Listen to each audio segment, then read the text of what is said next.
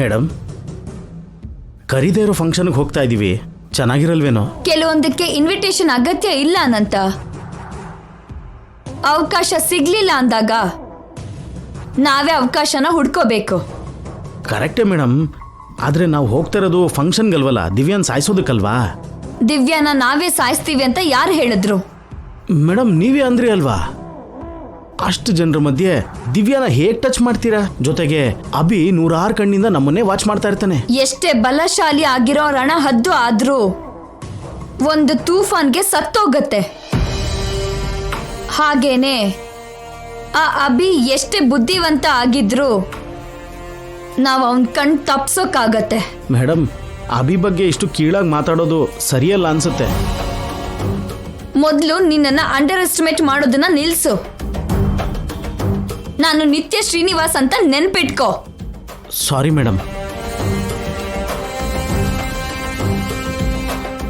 ಅಷ್ಟು ಜನ ಸೆಕ್ಯೂರಿಟಿ ಇದ್ರು ಮನೆಯಲ್ಲಿ ಬಾಂಬ್ ಇಡ್ಸ್ತೋಳು.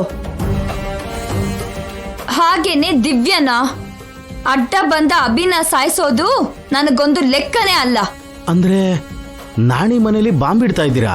ಹಾಗೇನಾದ್ರೂ ಆದ್ರೆ ನಾವು ಕೂಡ ಸತ್ತೋಗ್ತೀವಲ್ವಾ ಮೇಡಮ್?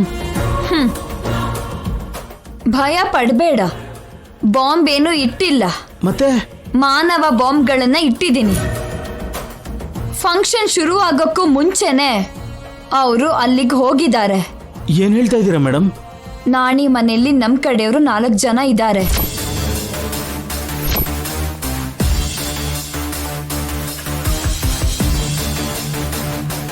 ಅವರು ತುಂಬಾ ದೊಡ್ಡ ರೌಡಿಗಳು.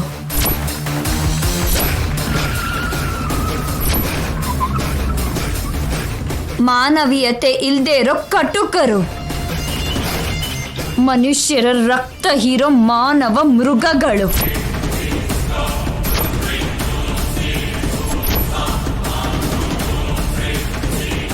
ಯಾರನ್ನಾದ್ರೂ ನಿರ್ದಾಕ್ಷಿಣ್ಯವಾಗಿ ಸಾಯಿಸೋ ನರ ರೂಪ ರಾಕ್ಷಸರು.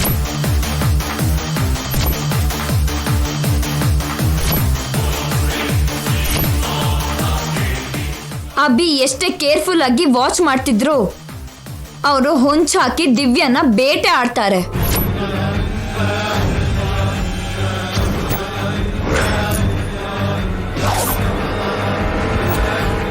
ನಾನು ಕಣ್ ಸನ್ನೆ ಮಾಡೋದೇ ತಡ. ಆ ಅಣ್ಣ ತಂಗಿ ಕುತ್ತಿಗೆಗೆ ಕತ್ತಿಗಳು, ಎದೆಗೆ ಬುಲೆಟು ಬೀಳುತ್ತೆ.